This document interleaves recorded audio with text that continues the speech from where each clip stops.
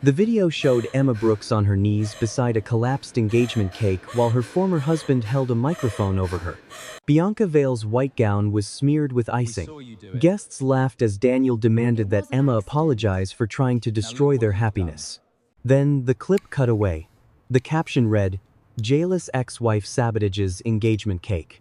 Within hours, strangers who had never met Emma believed it. They never saw her refuse the pen Daniel offered.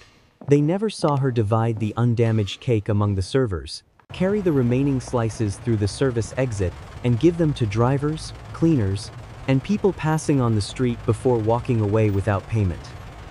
That payment was the only thing standing between Emma's employees and a missed payroll. The order had been so large that she had borrowed against equipment she had spent 6 years buying. Before payroll came due, Emma sold that equipment, paid every employee and supplier, and locked the bakery door for what she believed was the final time.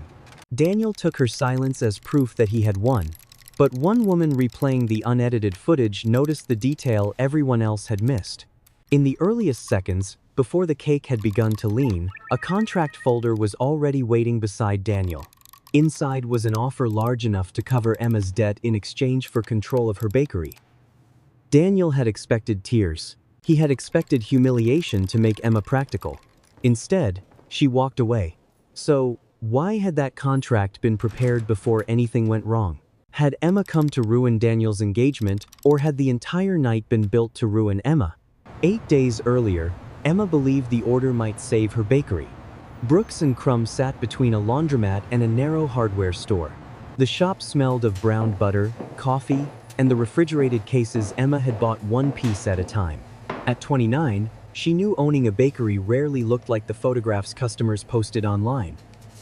It looked like invoices beneath a flour jar, aching wrists at 2 in the morning, and pretending not to notice when the checking account dropped below the amount needed for payroll. Lena Ward found her staring at that number on a Thursday afternoon. "Tell me that face is about fondant." Emma closed the banking screen. "Fondant has never made me look that frightened." Lena placed 2 supplier envelopes on the desk. She had worked beside Emma for 4 years and recognized every version of her silence. "The dairy invoice is due Monday," Lena said. "So is payroll. And the mixer lease," Emma added. Brooks and Crumb was not failing. Orders were coming in. But 2 canceled weddings, a broken compressor, and a client who had delayed payment had emptied the reserve account. The bakery had enough work to survive and not enough cash to breathe. Emma had refused Daniel's money before their divorce was final. She had refused it again when he offered to help afterward. Help, in Daniel's language, meant access. Access became advice. Advice became permission. She would close the bakery before giving him permission over it again. The new inquiry arrived at 3:17 p.m. Lena read the subject line aloud. "Private Engagement Commission, 6-tier centerpiece. How many people is that 800 for? servings." The request came through Alder House Events, a company neither of them knew. The client's identity was confidential. The cake required imported chocolate, hand-pulled sugar flowers, 2 filling profiles, and refrigerated delivery. Then Lena read the proposed price. It was the largest commission Brooks and Crumb had ever received. The deposit, however, covered less than half the production cost. "The rest is released after final presentation," Lena said. "That's not our policy." A second attachment contained the design. Emma stopped scrolling. The cake was ivory, with thin gold branches climbing each tier. £10. Between them were pale sugar magnolias, their petals curved inward. She knew those flowers. During the first winter of her marriage, Emma had drawn them in a blue sketchbook while Daniel watched television beside her. She imagined using the design for a signature collection once she owned a bakery. Daniel glanced at the page and laughed. "Pretty dreams don't pay rent, Em." She had never shown that sketch to a client. Still, she told herself the resemblance was coincidence. Lena leaned closer. "You okay? I've drawn something like this before." "Then we know you can do it." That was not what unsettled Emma. The design did not merely resemble her work. It seemed to remember it. Alder House wanted an answer by 5. Emma calculated the cost. Ingredients, labor, vehicle rental, refrigeration, sugar work, insurance, To accept, she would have to extend the bakery's credit line and use the commercial mixer and one oven as security. If the final payment arrived, she could cover payroll, clear the dairy invoice, and survive the slow month. If it did not, there would be nothing left between the bakery and Monday morning. Lena watched her finish the numbers. We can say no. Emma looked through the glass wall into the kitchen. Miguel was portioning dough. Tessa was piping names onto birthday cookies. They had both stayed through the compressor failure. Neither had asked whether their checks would clear. We need a higher deposit, Emma said. The client refused, but added a rush premium large enough to make the total almost impossible to reject. Another message followed. Complete confidentiality. No photographs. No questions about the couple. Exact venue details would be released on the morning of delivery. Lena frowned. That's strange. It's private, Emma said. Though the explanation did not satisfy her, she added her own conditions. The cake had to remain below 65 degrees until 40 minutes before presentation. It could not stand beneath direct stage lighting. No one outside her team could move it before signed handoff. Emma placed those instructions in bold. At 4:52 p.m., she signed. The deposit reached the account before closing. For the first time in weeks, the balance looked large enough to quiet the fear in her chest. Emma pinned the order above the decorating table. The magnolias stared back at her from the page, familiar and impossible. Lena switched off the front lights. You really think this one changes things? Emma looked at the ovens, the mixer, the cooling racks, and Monday's payroll sheet. It has to. Outside, a black car idled across the street before pulling away. For the next 6 days, Brooks and Crumbs stopped feeling like a neighborhood bakery. The front cases still held lemon bars and birthday cakes for regular customers, but behind the kitchen door, every clear surface belonged to the engagement order. Emma built a production schedule on the wall in blue tape. Sugar flowers on Friday. Chocolate branches overnight. Cake layers baked in shifts. Fillings prepared last, so they would spend as little time as possible outside refrigeration. Lena read the schedule twice. You left yourself 4 hours of sleep. 3.5. That was not a correction. Emma slid a tray of magnolia petals into the drying cabinet.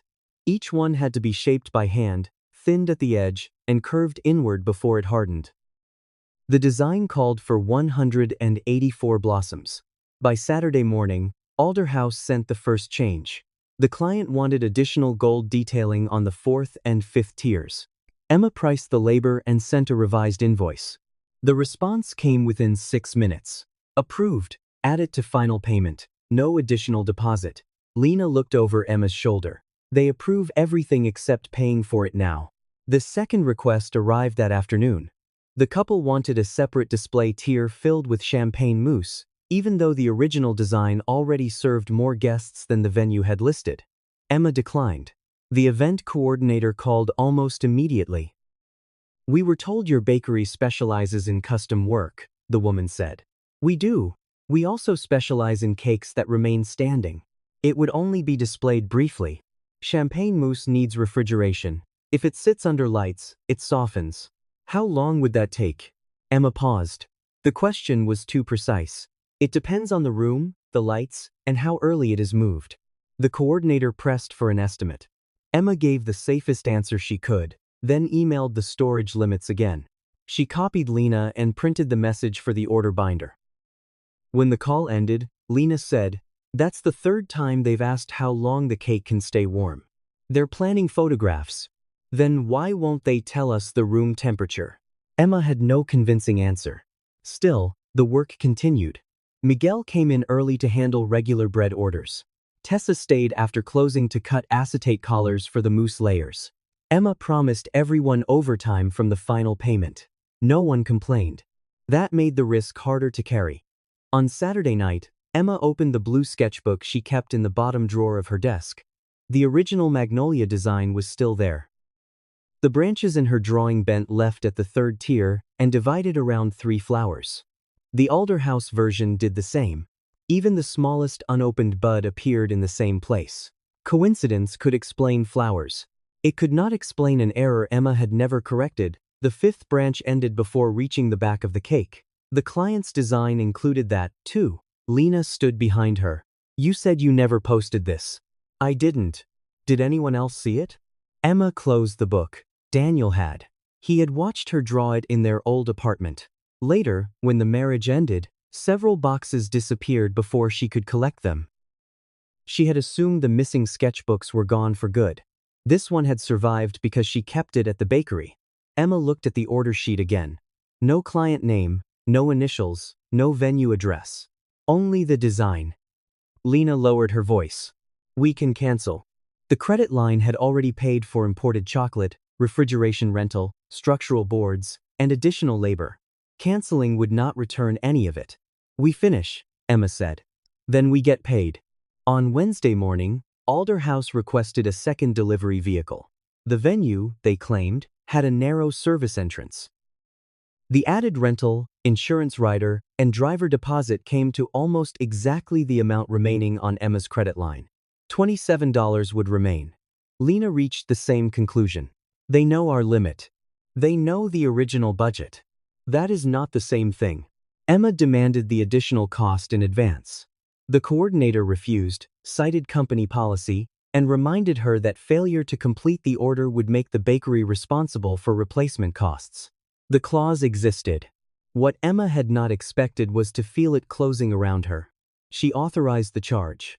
By Thursday night, Emma measured every tier twice. She photographed each support board, filling layer, and finished surface. She sealed the tool cases with numbered tape and added duplicate storage instructions to the handoff packet. At 11:42 p.m., Alder House sent one final message. Venue details will be released at 7 a.m., delivery begins at 9:30. Client requests complete discretion upon arrival. Lena read it from across the table. No name again. Emma placed the final magnolia on the top tier. Tomorrow, we stop wondering. At exactly 7 the next morning, the address appeared on Emma's phone. She read it twice. The mansion stood less than 6 miles from the home she had shared with Daniel. The gates opened at 9:18 Friday morning. Emma drove the refrigerated van through them slowly, reading the brass numbers twice before the mansion came into view. Vale House. The name stood beside a line of white roses. Lena, following in the second vehicle, called through the hands-free speaker. Tell me that is a different Vale. Emma watched event staff moving beneath a glass canopy.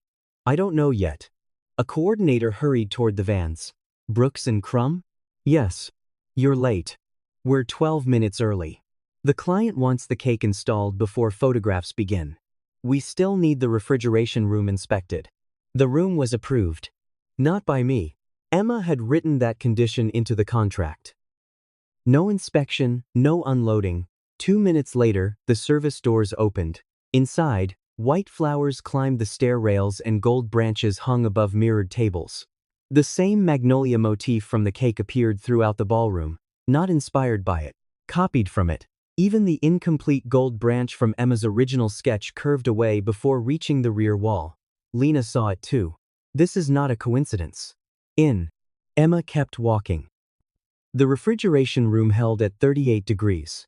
The floor was level. Power outlets worked. She signed the inspection line and began assembly. For the next 90 minutes, the cake was the only thing that mattered. Each tier was lifted, centered, measured, and secured. Emma checked every support rod. Lena photographed each stage with the wall clock visible. At 11:07, Emma placed the final sugar magnolia. The cake stood 6 tiers high beneath cool service lights, its gold branches rising through white flowers exactly as they had in the sketchbook Daniel once mocked. A man behind her said, "You finally made it."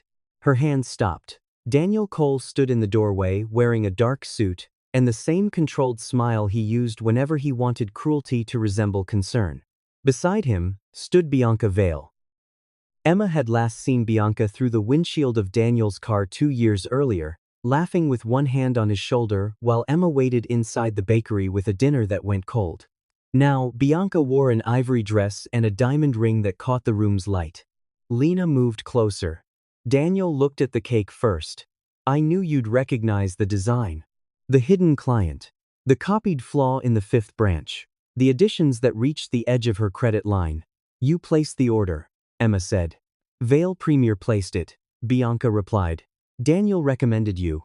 He said you needed the work, she added. And that you were good when personal feelings didn't interfere. Emma wanted to leave. Then she saw the final payment envelope on the coordinator's clipboard. Payroll, the dairy invoice, the mixer lease. Leaving would give them the story they wanted before the event began. Emma turned back to the cake. Lena, hand off photographs. Daniel's smile narrowed. No congratulations? This is a delivery. Bianca circled the table. You remembered our colors. They were listed in the design. Emma completed the inspection. No cracks, no shifting. Internal temperature within range. The mousse inserts remained firm. She placed the storage instructions on the table. This stays here until 40 minutes before presentation, she told the coordinator. No direct stage lights. If anyone moves it earlier, the handoff is void. The coordinator signed. Emma asked kitchen manager Owen Price to countersign. He read the conditions before adding his name. 38 degrees until 7:20, Owen confirmed. Correct. Daniel leaned against the doorframe. You always did love rules. They keep expensive things from collapsing. His expression tightened, then smoothed again. Bianca said, we have photographs at 6:30. The cake needs to be in the ballroom. Then change the photographs. This is my event. And that is my product until the release conditions are met. Owen offered to photograph the couple in the cold room or adjust the schedule. Bianca looked at Daniel. He gave a small nod. Fine. Follow the baker's instructions. At 11:26, Owen signed the acceptance form confirming the cake was upright, undamaged, and stored correctly. Lena sealed the remaining tools with numbered tape. Emma photographed the forms, the cake, and the wall thermostat. Daniel waited until the coordinator left. You could have asked me for the money, he said quietly. I did the work. You borrowed against half this place to do it. That figure had never appeared in any message from Alder House. Emma looked at him. Daniel realized the mistake but smiled. I know how you operate. No, you know how I operated when I was married to you. She and Lena rolled the empty carts toward the exit. At the corridor turn, Emma looked back. Daniel was not watching Bianca. He was watching her leave. At 5:46 that evening, Daniel ordered the cake moved into the ballroom 1 hour and 34 minutes early. At 5:52, the lighting director increased the warm spotlights above it. At 6:03, Owen objected. Daniel said Emma had approved the change. At 6:11, the refrigeration room copy of the handoff form disappeared. Emma knew none of that when her phone rang at 6:38. Daniel's name filled the screen for the first time in 11 months. She answered.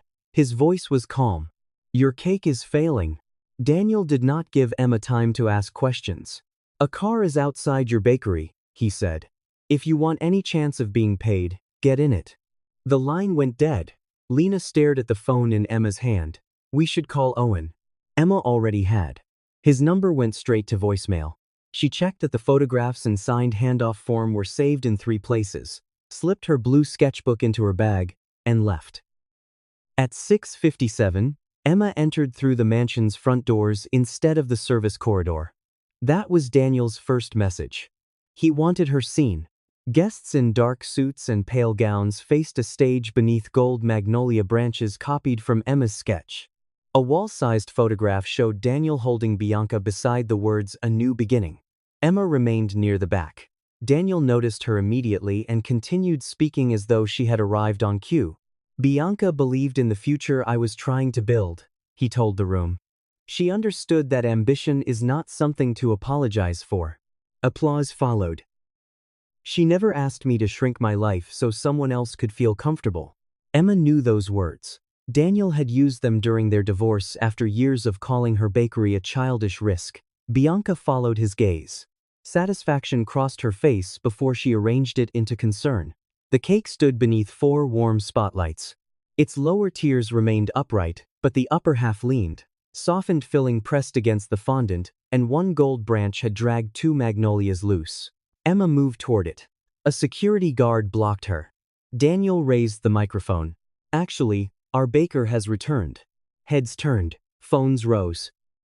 Emma recognized 2 venue managers she had contacted about future work.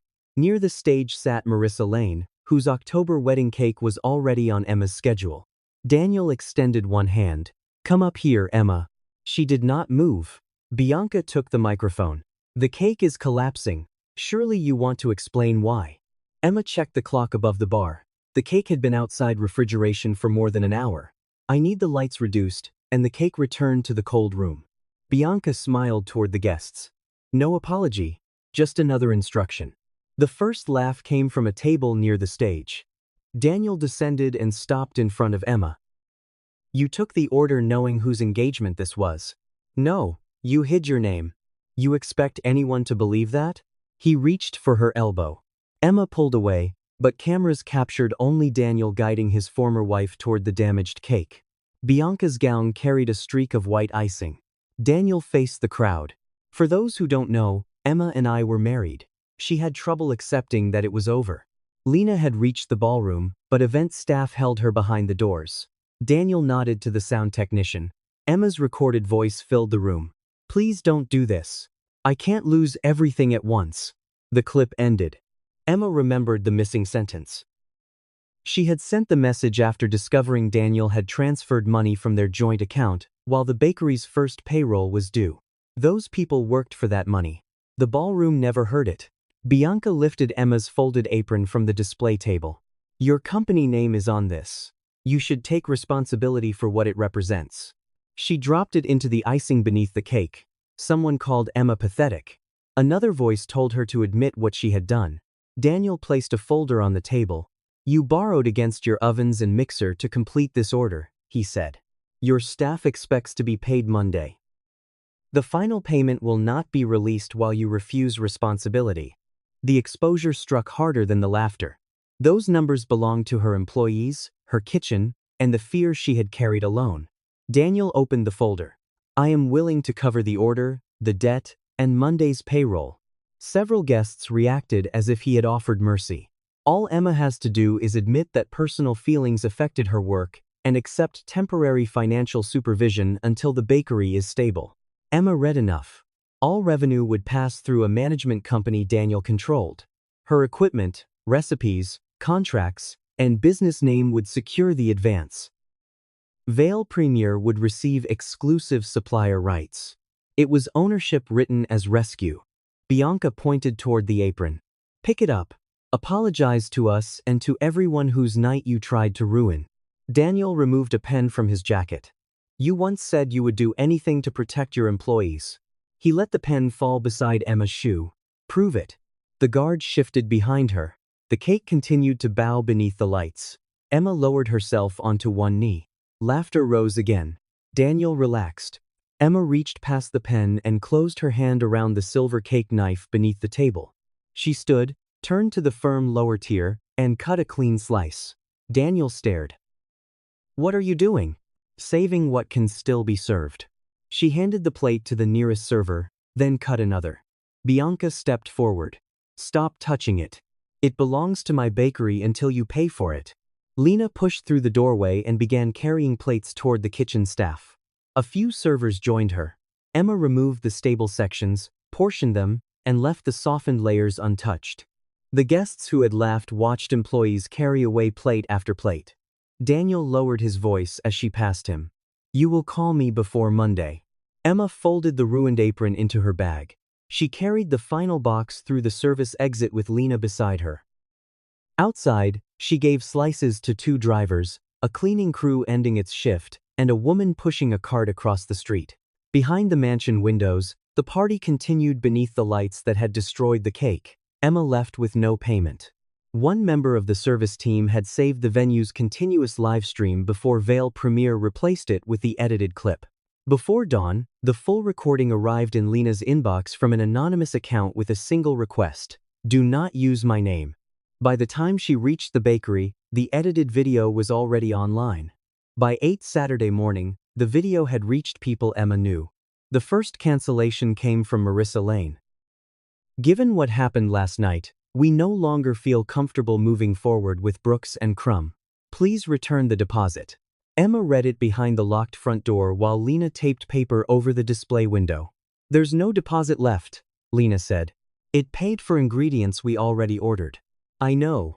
3 more messages arrived before 9. One venue paused Emma's vendor application. Another client asked whether she had intentionally accepted Daniel's order. A local wedding page reposted the edited clip beside a photograph of the collapsed cake. No one asked why the lower tiers had been served safely. At 9:14, Alder House Events suspended the remaining balance and demanded reimbursement for decor damage, emergency dessert service, and reputational harm. They damaged our name and invoiced us for theirs, Lena said. Emma opened the bakery account. After the refrigerated vans, imported chocolate, overtime, and delivery changes, the balance could not cover Monday's payroll. The dairy invoice would overdraw it before sunrise. Daniel called at 9:32. Emma answered because silence had already been used against her once. I saw the video, he said. You arranged it.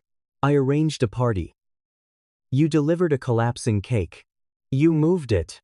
You cannot prove what happened after handoff. I don't need to discuss proof with you. No, you need to discuss Monday. His voice softened into the tone he had used whenever he wanted obedience to feel like relief. I can cover payroll, the dairy bill, and the equipment notes. Sign the management agreement, and nobody loses a job. They would lose their employer. They would gain one who understands cash flow. Emma ended the call. Lena had heard enough. We can delay our checks, she said. Miguel said he can wait. No, we're not asking you to steal from us. You earned it. And you earned the right not to strip this place to the walls. Emma looked through the kitchen door. The mixer stood where it had for 6 years, its bowl scratched from thousands of batches. The convection oven still carried a dent from the day Miguel backed a rack into it. Those machines were not the bakery, but selling them would make the end visible. At noon, Emma called a restaurant equipment broker. By 2, photographs were online. By 4, 3 buyers had made offers low enough to insult her and high enough to matter. Because the mixer and oven secured the credit line, the broker arranged direct payoff and lien releases with the lender before either machine could leave the bakery. The refrigerated cases went first. A cafe owner arrived Sunday morning. Emma signed the bill of sale and watched strangers carry out the cases she had saved 18 months to buy. The payment went directly to the dairy supplier and vehicle rental company. The mixer sold next. Miguel stood beside it while the buyer tested the motor. You don't have to pay me Monday, he said. Emma handed him an envelope containing every hour he had worked. I do. By Sunday afternoon, the front room echoed. Tessa collected her tools and left a small box of sugar magnolias made from leftover paste, for when you start again. Emma did not tell her there would be no next order. The oven buyer arrived at 5. So did Daniel and Bianca. Their car stopped as 2 workers wheeled the smaller oven through the entrance. Bianca remained near the door in dark glasses. Daniel surveyed the empty counter. I told you she would make this dramatic, Bianca said. Emma signed the buyer's receipt without looking at them. Daniel stepped around a stack of boxes. This can stop. The offer is still open. You mean the contract waiting before the cake failed? His eyes moved toward Bianca. Bianca folded her arms. You are turning poor planning into a conspiracy. Daniel moved closer, speaking only for Emma. You are selling 6 years of work because you are too proud to accept help. No, I'm selling equipment to pay people you expected me to use as a reason to obey you. His smile remained patient. You'll call when the last check clears. The oven passed between them on a steel dolly. Daniel had to step aside. By 7 Sunday evening, Brooks and Crumb held 2 folding tables, hand tools, the office computer, and the blue sketchbook. Emma transferred payroll first. Then she paid suppliers in order of urgency, refunded the deposits she could cover, and sent payment plans to the others. 2 customers accepted. 1 threatened court. Emma answered each message herself and promised no date she could not keep. She kept every receipt, sale record, and transfer in a cardboard box. At 11:48 p.m., the account held $43.12. Lena sat on the floor. You paid yourself nothing. There was nothing left. You could still take Daniel's money. Emma looked around the room where the ovens had once warmed the walls. That money comes with a door that only locks from his side. She removed the bakery key from her ring, and placed it beside the register. Before leaving the empty bakery Sunday night, Lena copied the contract, the sale receipts, the edited video, and the anonymous uncut recording from the service team. Without telling Emma, she sent them to the Langford Rose Financial Freedom Fund. The next morning, payroll cleared. Emma watched each confirmation appear. Then she taped a notice to the front window and switched off the lights. Brooks and Crumb is closed. She stood outside until the words stopped looking temporary. Across the city, Daniel received no call. He told Bianca Emma was waiting for a better offer. Clara Rose Langford did not read Lena's message first. A case analyst named Miriam Holt did. The Langford Rose Financial Freedom Fund received dozens of stories every week. Some were emergencies, others were business disputes dressed as emergencies. Miriam opened Lena's attachments at 7:40 Monday morning.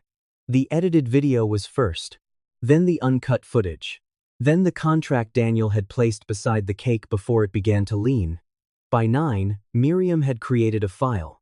Emma Brooks knew none of that. She spent Monday clearing the bakery. Hand tools went into labeled boxes. Recipe binders were wrapped in plastic. The sugar magnolias Tessa had left sat on the office desk because Emma could not decide where they belonged. At noon, Lena arrived carrying coffee. "You should sit down. I've been sitting for 2 days." "Then stand still." Lena told her about the fund. Emma stopped folding aprons. "You sent them my records?" "Copies. My bank statements?" "The business account. You had no right. I watched you sell the oven before you would let us wait 48 hours for a paycheck. That was my decision. And this was mine." Emma turned away. Help had always arrived with conditions. Daniel paid a bill, then wanted access to the account. He covered a repair, then decided which supplier she should use. Even generosity became a key he kept. "I'm not becoming someone's project." Lena placed a card on the desk. "Then tell them no yourself." The call came at 2:15. Miriam introduced herself and asked whether Emma would authorize a preliminary review. "I'm closing the business," Emma said. "There's nothing to review. We are not evaluating whether the bakery survived." "What are you evaluating?" "Whether someone created financial dependence and then offered relief in exchange for control." "That sounds like charity." "It is not." "Then what do you want?" "Records, permission to verify them, and the right to conclude that we cannot help." That made Emma listen. Miriam promised no funding. She asked for invoices, debt dates, payroll records, equipment sales, the original order, and every message connected to Alder House events. Emma agreed to one conversation. The review lasted 3 days. The fund confirmed the equipment sale prices. They interviewed Miguel and Tessa separately and asked whether Emma had pressured anyone to defend her. Both said no. They verified every employee had been paid before Emma closed the account. Supplier transfers showed the dairy company, vehicle rental, and ingredient vendors were paid before Emma kept anything for herself. Then they examined the order. Alder House Events had been formed 7 months earlier. Its mailing address belonged to an accounting firm used by one of Daniel's investment companies. The engagement commission was its first recorded transaction. In Alder House's archived attachments, Miriam also found a photograph of Emma's Magnolia sketch, complete with the unfinished 5th branch. Daniel had emailed it to Bianca 3 weeks before the order was placed. The deposit covered visible materials but not labor, transport, or final refrigeration costs. Each added request had been approved without negotiation, but payment was deferred. The second delivery vehicle pushed Emma's credit line to within $27 of its limit. That number did not appear in the contract. It appeared in an old financial worksheet from Emma and Daniel's divorce. Daniel had received a copy. Miriam called Emma Thursday morning. "Did Mr. Cole know which equipment secured your credit line?" "He helped arrange the original loan." "Did he know when payroll was due?" "He used to complain that I paid employees before myself." "Did he know the bakery had lost 2 wedding orders?" Emma hesitated. "I told one former client. She knows Bianca." Miriam made a note. "What did you find?" Emma asked. The order was not merely large. It was sized around information the client should not have possessed. Daniel had not guessed she was vulnerable. He had measured it. That afternoon, Emma agreed to meet Clara. The fund's office occupied the second floor of a converted townhouse. There was no marble lobby, donor wall, or photographer waiting to document gratitude. Clara entered with a legal pad. "You do not have to tell me the worst thing that ever happened to you," she said. "The documents already show what matters." "What happens now?" Emma asked. "Nothing, unless you decide what you want." "I want this over." "That is not specific enough." Clara opened the file. "We can examine the hidden client entity, the withheld payment, and the use of private financial information. We can also determine whether other vendors were treated the same way." "And then you write a check?" No. Emma had expected relief. Instead, she felt offended. Money without structure would only replace Daniel as the person deciding whether your bakery lives. That answer disarmed her. The fund could provide legal review, temporary support, and eventually recovery capital. Emma would need to cooperate, build a viable plan, and decide whether she wanted to return to the work. "I sold everything." "You sold equipment." "I closed the bakery." "You closed a room." Clara did not soften the next question. "If Daniel had never placed that order, would you still want to make cakes?" Emma thought of the sugar magnolias and the first clean slice she had handed to a server while the ballroom laughed. "I don't know." "Then that is where we begin." Before Emma left, Miriam brought in a corporate search report. Vale Premier was preparing to sign a preferred vendor agreement with 6 major event venues the following Friday. Once signed, the company would control which small bakeries, florists, caterers, and photographers could work in those spaces. The edited video of Emma appeared in the proposal under a section titled Vendor Risk. Her humiliation was not merely spreading. It was being used as a sales tool.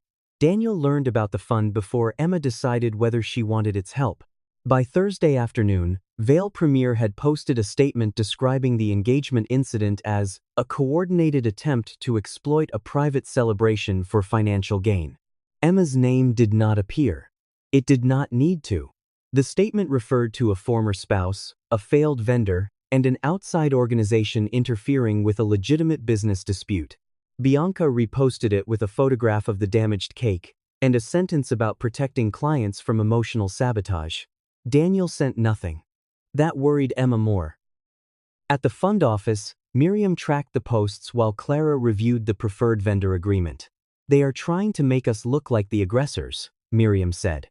"They need the venues to believe this is personal," Clara replied. "Personal scandals can be ignored. Vendor manipulation cannot." Emma sat across from them with a blank recovery worksheet. Every box asked her to imagine a bakery she no longer owned. "I told you I don't know if I want to start again." Clara closed the agreement. "Then do not fill it out for us." "What am I supposed to fill it out for?" "The version of you that is not making a decision because Daniel expects it." Emma left before the meeting ended. Daniel was waiting outside the townhouse. He stood beside his car without a driver. For once, there was no audience. "You look tired," he said. Emma walked past him.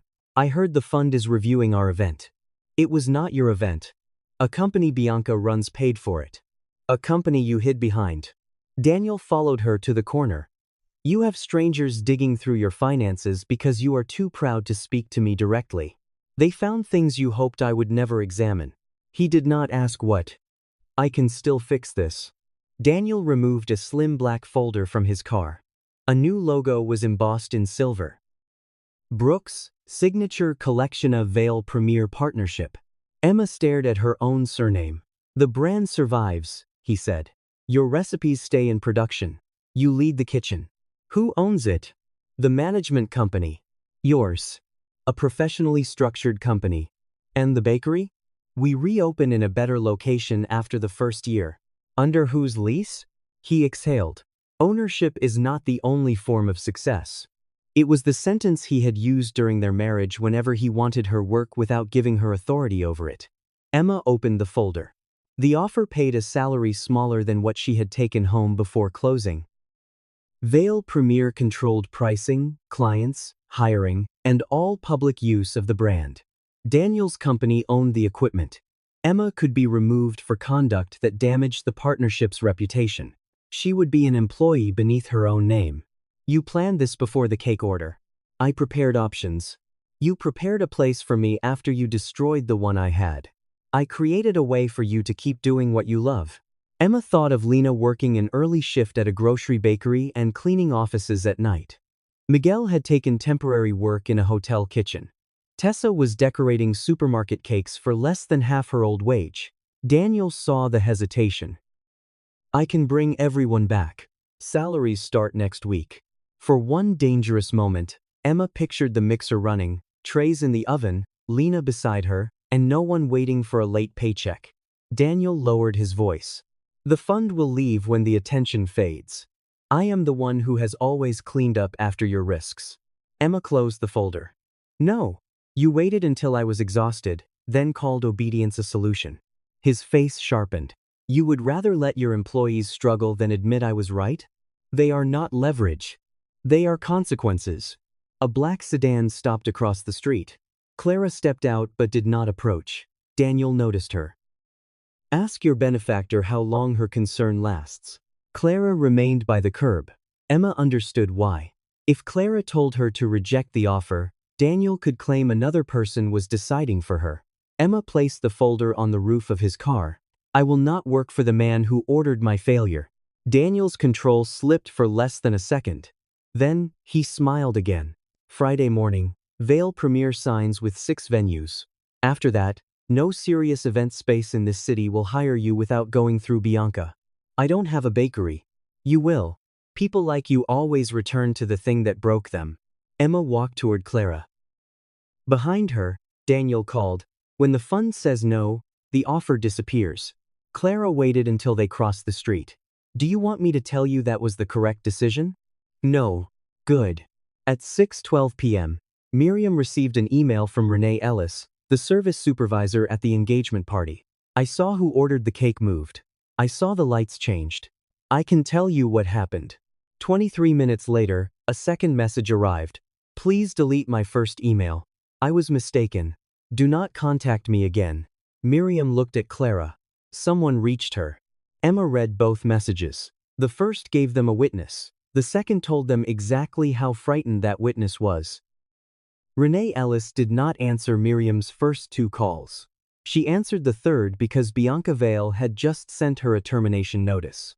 The notice blamed Renee for moving the engagement cake without authorization, ignoring storage instructions, and allowing staff to interfere after the damage began. Miriam put the phone on speaker. I was told to move it, Renee said. By whom? Renee hesitated. Emma sat across the table with Clara and said nothing. Daniel Cole. Renee finally answered. He said the cake needed to be in the ballroom before the speeches. When Owen objected, Mr. Cole said the baker had approved it. Did she? No. Who changed the lights? The lighting director. Daniel wanted more warmth on the cake because he wanted it to glow in photographs. Renee's breathing grew uneven. I should have stopped it. You were not the person in charge, Emma said. Renee went quiet. Emma recognized the fear in that pause. It was the fear of being the smallest person in a room where everyone above you had agreed on the story. Why did you withdraw your email? Miriam asked. Bianca called me. She said every venue working with Vale Premier would hear that I was unreliable. Renee supported her mother and younger brother. Losing one job was survivable. Losing an entire network was not. Clara asked whether Renee would speak if the fund arranged legal protection. I don't know. Then tell us what you can verify. Renee described the cake being removed from refrigeration at 5:46. She saw Daniel check his watch twice. She watched the lighting director increase the spotlights. She also saw Bianca place a black folder beside the cake table before guests entered. The same folder Daniel opened later? Miriam asked. Yes. The contract had not been prepared after the cake failed. It had been waiting for the failure. That afternoon, Owen Price provided the signed handoff form he had copied before the kitchen version disappeared. His photograph showed the cake upright at 11:26, the thermostat behind it reading 38 degrees. The lighting director confirmed Daniel's instructions but refused to attend the vendor review. He allowed the fund to use his written statement. Then Miriam found the original voicemail. Daniel had submitted the edited clip as part of Vale Premier's incident file. Its metadata led her to an older backup connected to Emma's former shared account. The full recording began 12 seconds earlier. Emma had been confronting Daniel for moving payroll money and reminding him that her employees had earned it. The familiar plea followed, and the message ended with her saying she would sell her car before letting him decide which employees deserved to be paid. Emma listened once and removed the headphones. "He kept that for 2 years," Lena said. "He kept the part that sounded useful," Emma replied. The evidence did not erase the humiliation. It made it deliberate. By evening, the fund had contacted 3 former Veil Premier vendors. A florist had been denied payment after arrangements wilted beneath heat lamps moved by event staff. A photographer had been blamed for dark images after Veil Premier changed the lighting. A caterer had signed a settlement after food was held beyond the service window and presented as his mistake. None had enough proof alone. Together, they formed a pattern. Bianca accused the fund of recruiting disgruntled contractors and sent Renee a revised severance offer requiring silence. Renee forwarded it to Miriam. That was her first decision. Her second came the next morning. "I will speak," she said, "but I want my name on the statement. If they call me unreliable, they should have to say it while I am sitting there." Clara ended the call and turned to Emma. "We can support the review tomorrow. Legal counsel, document preparation, and witness protection." Emma waited. "And the bakery? We are willing to consider recovery funding." "Consider? You still need a plan that does not depend on public sympathy." Clara slid the recovery worksheet across the table. Emma looked at the sections she had refused to complete: business model, equipment needs, cash reserve, payroll protections, client contracts. "If I build this," Emma said, "you will not own any part of it?" "No." "You will not control pricing or hiring?" "No." "What do you receive?" "Repayment tied to actual revenue. No personal guarantee. No claim on your name." The difference was simple enough to hurt. Daniel's money required obedience. The fund required a plan. Emma picked up the pen. She designed a smaller production kitchen, limited custom orders, stronger deposits, written storage custody, and a reserve account no client could force below payroll. Lena added a rule requiring 2 signatures before accepting any order above a set amount. By midnight, they had a draft. At 8:10 Friday morning, Miriam received the vendor review agenda. Emma's name appeared under Incident Example. Bianca intended to use the edited video one more time. This time, Emma would be in the room when it played. The vendor review began at 9:02 Friday morning in a conference room above the Grand Mercer Hotel. 6 venue directors sat along one side of the table. Their legal counsel occupied the end seat. Veil Premier had prepared branded folders and a screen filled with photographs from successful events. Emma's edited video was paused on the first slide. Her image showed her on one knee beside the damaged cake. Bianca stood at the front in a navy suit. "Before we discuss the preferred vendor agreement," she said, "we need to address the campaign being organized against our company." Daniel sat beside her, calm enough to appear uninvolved. Bianca played the clip. The laughter from the engagement party entered the conference room. Daniel's voice accused Emma of jealousy. The video ended before she refused the pen. Bianca left the final frame on screen. "Veil Premier was placed in an impossible position," she said. "A vendor accepted a commission despite a personal conflict, delivered an unstable product, and then used a charitable organization to avoid responsibility." One venue director looked toward Emma. "Did you know whose engagement it was?" "No." Daniel leaned toward his microphone. "She recognized the design. She knew it came from our past. I recognized my own work."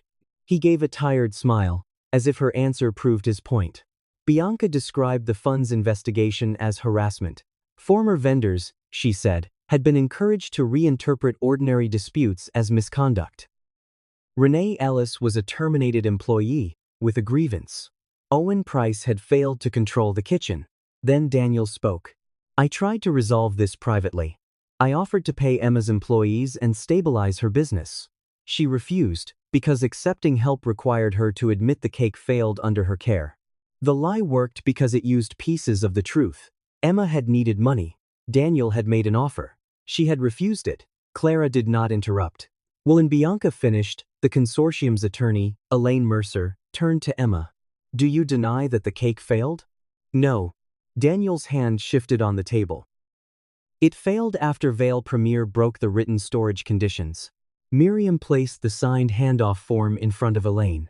The first document showed the cake upright at 11:26 a.m. Owen's signature confirmed the refrigeration room held at 38 degrees.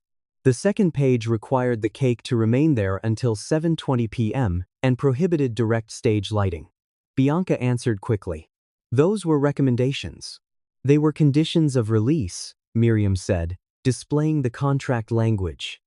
Next came the time-stamped photograph, the lighting director's statement, and Renee's original email. Bianca folded her hands. Miss Ellis was responsible for service floor decisions. The conference room door opened. Renee entered with counsel from the fund and took the empty chair beside Lena. Bianca's posture changed.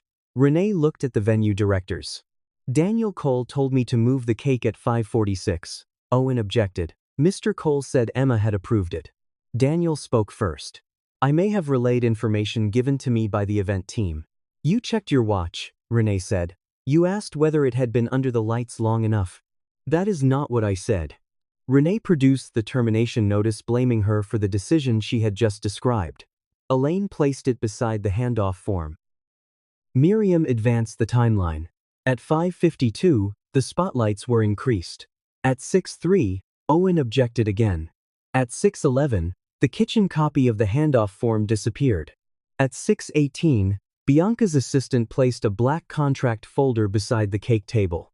At 6:38, Daniel called Emma. The folder existed before Miss Brooks returned, Miriam said. Before Veil Premier claims it understood the cause. She distributed the management agreement granting Daniel's company control over Brooks and Crumb's revenue, equipment, recipes, client contracts, and name. Daniel leaned back. It was a contingency plan. Emma's business was already unstable. How did you know that? Elaine asked. I was married to her. That marriage ended 2 years ago. Daniel looked toward Clara. The fund is trying to criminalize concern. No, Emma said. You used information from the divorce to calculate how much debt the order would create. Miriam displayed the old credit worksheet, followed by the additions requested through Alder House events. The second vehicle charge had left $27 available. One director removed his glasses. Alder House events is connected to you? Daniel hesitated. Bianca answered. It was a special purpose client entity. Created by his accounting firm, Miriam said. Its first transaction was Emma's commission. The full voicemail played next. Daniel, you moved the payroll money, please put it back. Those people worked for it. The plea that had sounded romantic in the edited clip became what it had always been. A warning about employees whose wages Daniel treated as leverage.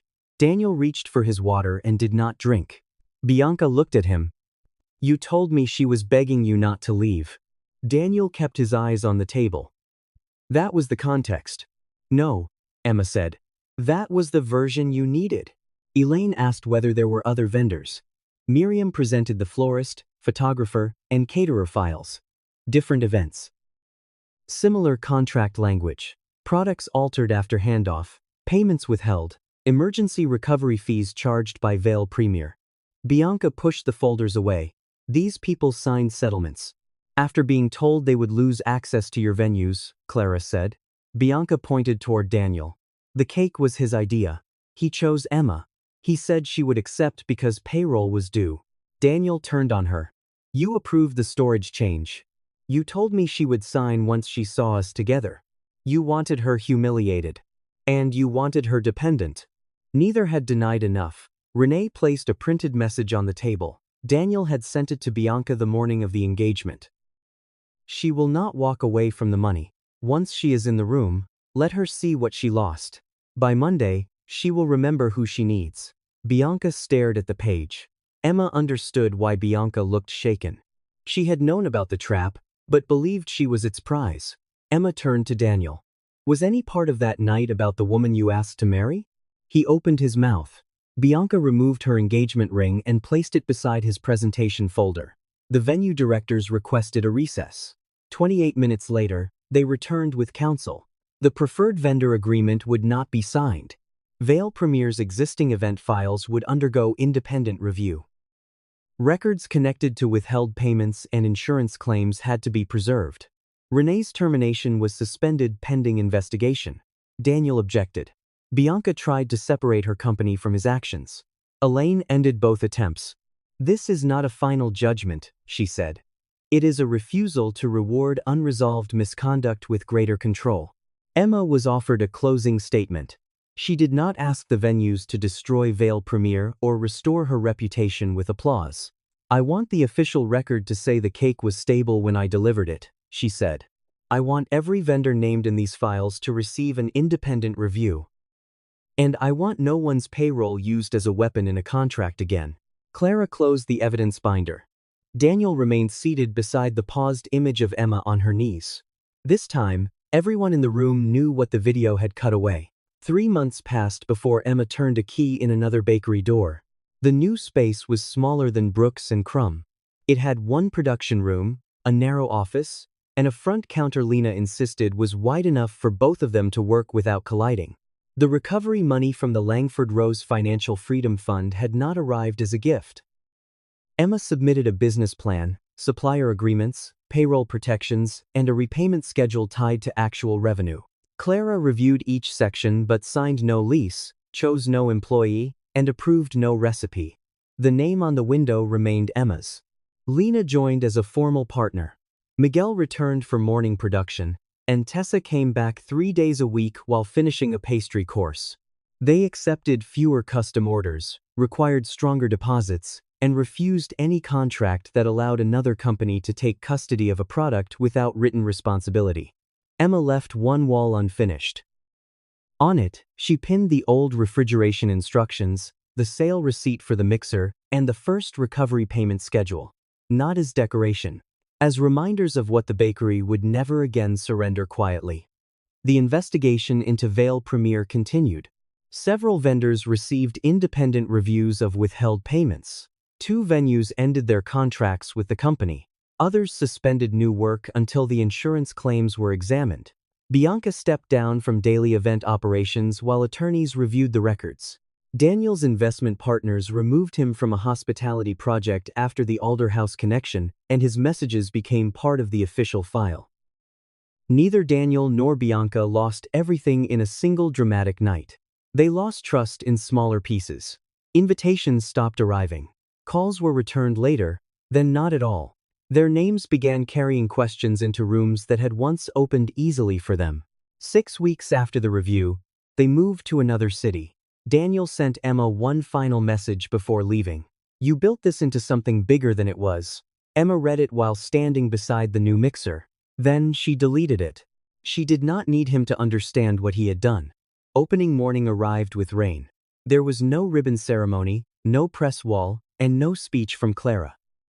The fund's name appeared only on a small repayment document in Emma's office. Customers came slowly at first. A former bride ordered a birthday cake. Owen arrived with coffee and pretended not to inspect the refrigeration setup. Renee came after her shift and brought her mother. The florist, photographer, and caterer from the vendor review occupied one corner table, arguing cheerfully about delivery windows. Near noon, Lena carried out the opening cake. It was not 6 tiers high. It was a single round cake covered in ivory icing, with thin gold branches and pale sugar magnolias. Emma had corrected the unfinished branch from her old sketch, but left one small bud closed. Tessa placed Emma's washed apron beside the cake. A faint stain remained near the hem where Bianca had dropped it into the icing. "You could wear the new one," Lena said. Emma tied the old apron around her waist. "This one still works." From a drawer beneath the counter, she removed the silver cake knife from the engagement party. For a moment, she saw it on the ballroom floor beside Daniel's pen. Then Miguel opened the front door wider. Outside, a delivery driver waited beneath the awning. 2 sanitation workers were finishing their break across the street. A cleaner from the neighboring offices watched through the rain. Emma cut the first slice and placed it on a paper plate. She carried it to the driver. The second went to the sanitation workers. The third went to the cleaner. Lena followed with more plates until people began gathering near the doorway. No one asked Emma to explain the stain on her apron. No one held a microphone over her. Inside, the new mixer started turning. Emma returned to the counter, wiped the knife clean, and placed it flat beside the register. Not on the floor. Not beneath anyone's hand. Exactly where she chose to leave it.